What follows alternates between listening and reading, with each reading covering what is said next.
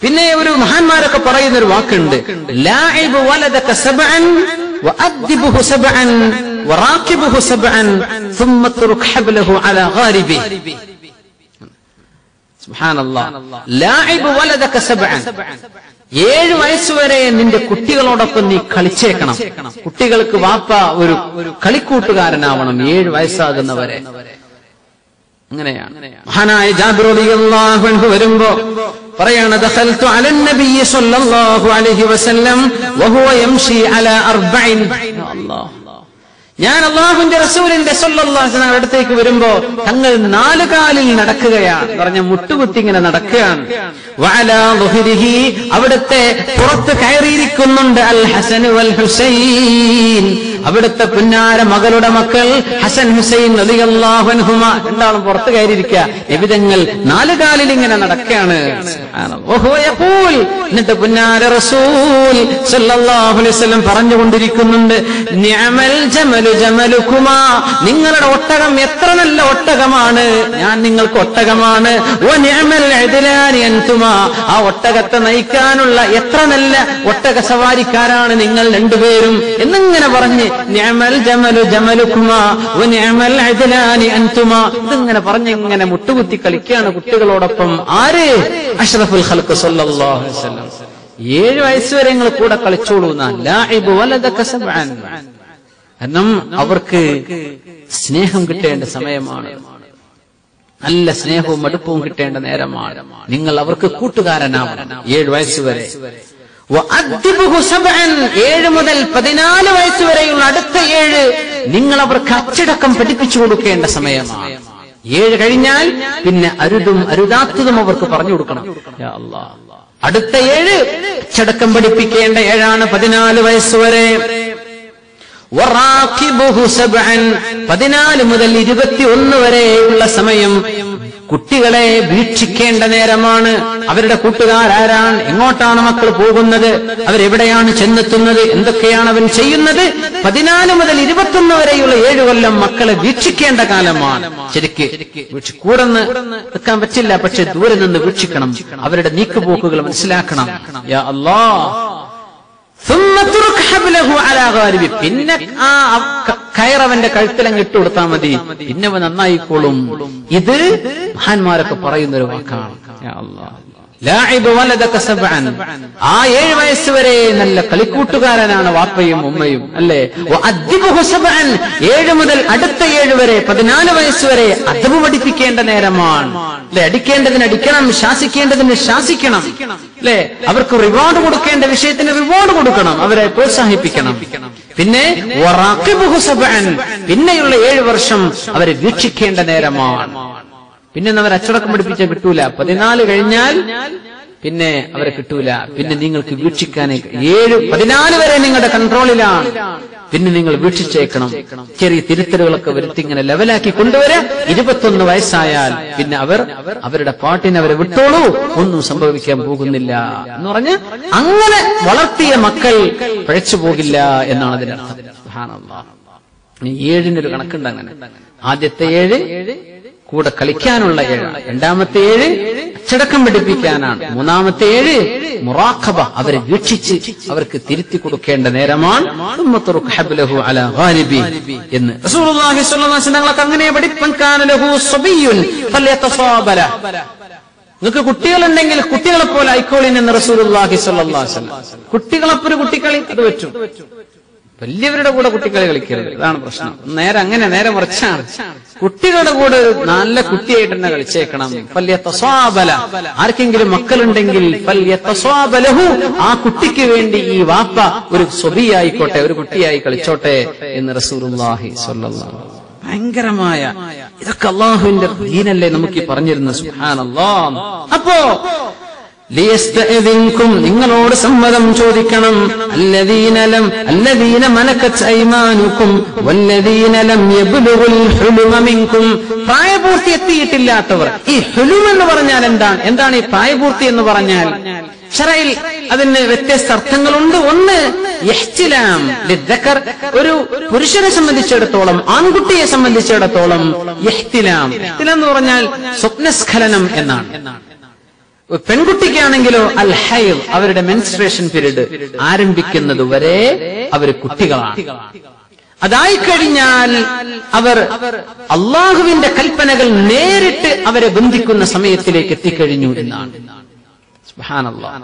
അപ്പോ ഇസ്ലാമിന്റെ കണക്കിൽ പ്രായപൂർത്തി എത്തുന്നത് തന്നെ പോലോത്ത തന്റെ ഒരു പിൻഗാമിയെ സൃഷ്ടിക്കാൻ അല്ലെങ്കിൽ പിൻഗാമിക്ക് ജന്മം കൊടുക്കാൻ ഉള്ള ഒരു പക്വതയിലേക്ക് ഒരു മനുഷ്യൻ എത്തിയാൽ അവൻ പ്രായപൂർത്തി എത്തി എന്നാണ് ഇതിന് അല്ലെ. സ്വപ്നസ്ഖലനം ഉണ്ടായി എന്ന് പറഞ്ഞാൽ അവൻ ഒരു വിവാഹം ചെയ്താൽ അവന് കുട്ടി ജനിക്കാനുള്ള സമയമായിട്ടുണ്ട് എന്നർത്ഥം. അങ്ങനെ കല്യാണം കഴിക്കണം എന്നല്ല പറഞ്ഞതിനർത്ഥം. ശാരീരികമായ ആ ഒരു ലെവലിലേക്ക് എത്തിക്കഴിഞ്ഞാൽ അവരെന്തായി? ഇസ്ലാമിന്റെ കണക്കിൽ ബലഗുൽ ഹുലുമ, പ്രായപൂർത്തിയെത്തി എന്ന് പറയും. വയസ്സിന്റെ കണക്കിൽ വ്യത്യാസങ്ങളുണ്ട്. 15 വയസ്സാണെന്നും 13 അല്ല 17 18 പറഞ്ഞ ആലിമികളുണ്ട്. പക്ഷെ അതിൽ മൊത്തത്തിൽ അംഗീകരിക്കപ്പെടുന്ന 15 വയസ്സ് പ്രായം എന്നാണ്.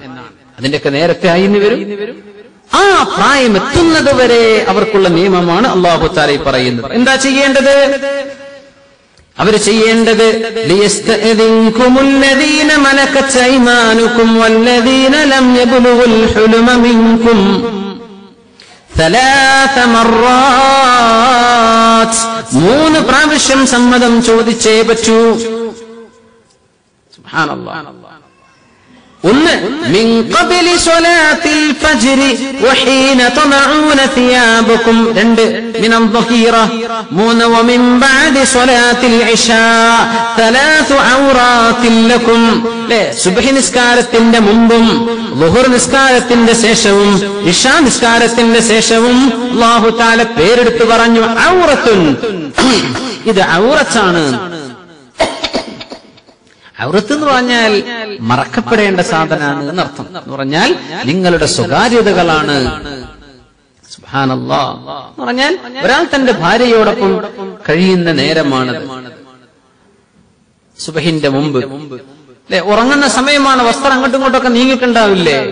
ആ നേരത്ത് കുട്ടികളെങ്ങാനും വന്നാൽ ഔറത്ത് കാണുന്ന ഒരവസ്ഥയിലേക്ക് സംഗതികളെത്തും. അതുണ്ടാവാൻ പാടില്ല.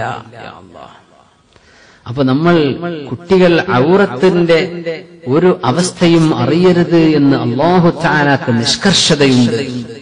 അങ്ങനെ വന്നാൽ നമ്മുടെ മക്കളൊക്കെ ടിവികളിലോ പരസ്യങ്ങളിലോ ഒക്കെ കാണുന്ന ചില മലീമസമായ ചിത്രങ്ങൾ. പരസ്യം പറയായിരിക്കും, മുട്ടുസൂചിക്ക് പരസ്യം പറയാനും വേണം, പെണ്ണ് വസ്ത്രമില്ലാതെ നിന്നാലേ പരസ്യത്തിനാവുള്ളൂ. സുബ്ഹാനല്ലാഹ്. ഇതൊക്കെ മക്കൾ കാണുമ്പോ ഒരു റോങ് മെന്റൽ പിക്ചർ അവരുടെ തലയിലേക്ക് പോവുകയാണ്. അവർക്കത് പ്രയോഗിക്കാൻ സമയമായിട്ടില്ല. അതൊരു സ്വീകരിച്ചുകൊണ്ടിരിക്കുകയാണ്, അബ്സോർബ് ചെയ്തുകൊണ്ടിരിക്കുകയാണ്. കാണാൻ അവസരം ഉണ്ടാവരുത് എന്നാണ് പറയുന്നത്. കാണാൻ അവസരം ഉണ്ടാവരുത്. യാ അല്ലാഹ്, നമ്മൾ ശ്രദ്ധിക്കാറുണ്ടോ? മഹാന്മാരായ സ്വഹാബത്തൊക്കെ പറയാണ്, അവര് ഭാര്യയുടെ കൂടെ കഴിയുമ്പോ ചെറിയ റദീയ, പകൽ സമയം മുലകുടിപ്രായമുള്ള കൊച്ചുകുട്ടി അടുത്തുണ്ട്. മുലകുടിക്കുന്ന കുട്ടിയാ, 1 വയസ്സിലൊക്കെ താഴെ എന്ന് വിചാരിച്ചോളൂ. 1-1.5 വയസ്സിൽ താഴെ, അല്ലെങ്കിൽ 6 മാസം പ്രായമായ കുഞ്ഞാണ്. കൊച്ചു കുഞ്ഞരികത്തുണ്ടെങ്കിൽ പോലും ആ കുഞ്ഞിനെ ഒന്ന് മാറ്റിക്കടത്തിയിട്ട് മറ്റൊരിടത്ത് കാണാത്തടത്ത് കുഞ്ഞിനെ വെച്ചിട്ട് ഭാര്യയുമായി അവർക്ക് ബന്ധപ്പെടാൻ ആഗ്രഹമുണ്ടെങ്കിൽ തന്നെ അങ്ങനെ അവർ ചെയ്യുമായിരുന്നുള്ളൂ. അവർ പറയില്ല, അത് ചെറിയ കുട്ടിയല്ലേ, കുട്ടിക്ക് എന്തറിയാം എന്ന് സ്വഹാബത്ത് ചിന്തിച്ചിരുന്നില്ല. അവര് ആ കുട്ടി കാണാത്തിടത്തേക്കാണ് അവർ മാറുക. സുബ്ഹാനല്ലാഹ്. ഇത് കുട്ടിയല്ലേ, കുട്ടിക്കൊന്നും അറിയില്ലല്ലോ എന്ന് പറയരുത്. കുട്ടി അറിയുന്നുണ്ട്, കുട്ടി കേൾക്കുന്നുണ്ട്. കുട്ടിയുടെ കണ്ണിൽ കിട്ടുന്ന ചിത്രങ്ങൾ കുട്ടി അതിന്റെ ബ്രെയിനിലേക്ക് ഫീഡ് ചെയ്തുകൊണ്ടിരിക്കുകയാണ്. കുട്ടി കേൾക്കുന്ന വാക്കുകളാണ് പിന്നെ സെന്റൻസുകളായിട്ട്. നിങ്ങൾ പഠിപ്പിക്കാത്ത സെന്റൻസാ കുട്ടി സംസാരിക്കുമ്പോ പറയാ. കുട്ടി പറയുന്ന വാക്കുകൾ നമ്മൾ എഴുതി കൊടുത്ത സെന്റൻസ് ആണോ? അല്ല, ഓരോരോ വാക്കുകൾ കുട്ടി കിട്ടിയിട്ടുണ്ട്. ആ കുട്ടിക്ക് ഒരു ആശയം അവതരിപ്പിക്കേണ്ടി വരുമ്പോ വാക്കുകളൊക്കെ യോജിപ്പിച്ച് കുട്ടി അങ്ങ് പറയൽ തുടങ്ങുകയാണ്. അതിന്റെ അർത്ഥം എന്താ? പറയുന്ന ഓരോ വാക്കും അല്ലാഹു തആല ഈ ബ്രെയിനിന് കൊടുത്ത കപ്പാസിറ്റി അങ്ങനെയാ. അതില്ലെങ്കിൽ ഒരു കുഞ്ഞിനും സംസാരിക്കാൻ കഴിയില്ല. അപ്പോ കുട്ടി കാണുന്നത് ശ്രദ്ധിക്കണം, കുട്ടി കേൾക്കുന്നത് ശ്രദ്ധിക്കണം. ലം യബ്ലുഗുൽ ഹുലുമ മിൻകും, മുഅ്മിനീങ്ങളോട് പറയാൻ. അതുകൊണ്ട് മുഅ്മിനീങ്ങൾ ഇത് മനസ്സിലാക്കണം. അല്ലാഹു തആല പഠിപ്പിക്കാൻ, അച്ചടക്കമുള്ള ഒരു സമൂഹം വരുന്നത് അച്ചടക്കമുള്ള വീട്ടിൽ നിന്നാണ്. സുബ്ഹാനല്ലാഹ്. ആ വീട്ടിൽ മറയൊന്നുമില്ല. പിന്നെ അവർക്ക് മറയെപ്പറ്റി അവരോട് പറഞ്ഞിട്ട് കാര്യമില്ല, അവർക്കത് മനസ്സിലാവില്ല. സുബ്ഹാനല്ലാഹ്. അതുകൊണ്ട് ഫജ്റിന്റെ മുമ്പ്, പിന്നെ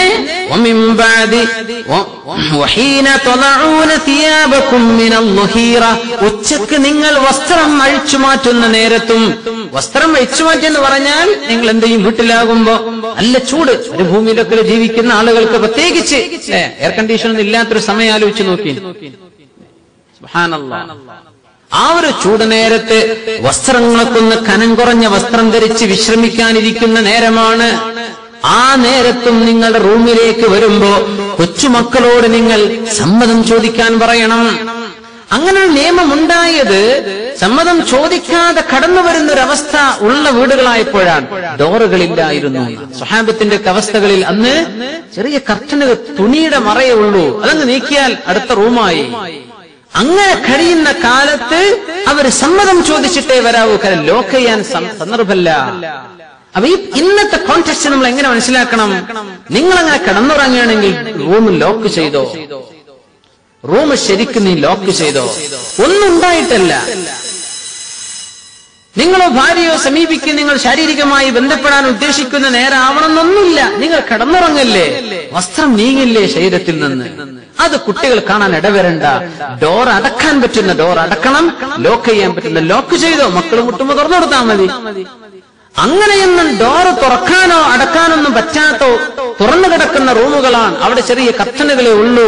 അവർക്ക് ഈ നിയമം നിർബന്ധമായി പഠിപ്പിച്ചു കൊടുത്തേ പറ്റൂ. അതാണ്. അപ്പോ ഇന്ന് ഇതിന്റെ പ്രാക്ടിക്കലായി നമ്മൾ ചിന്തിക്കുമ്പോ നല്ല സീക്രസി വീട്ടിൽ കീപ്പ് ചെയ്യണം എന്നർത്ഥം. മക്കൾക്ക് കാണാനുള്ള അവസരങ്ങൾ ഉണ്ടാവുക, ഔറത്ത് കാണരുത്. അതാണ്.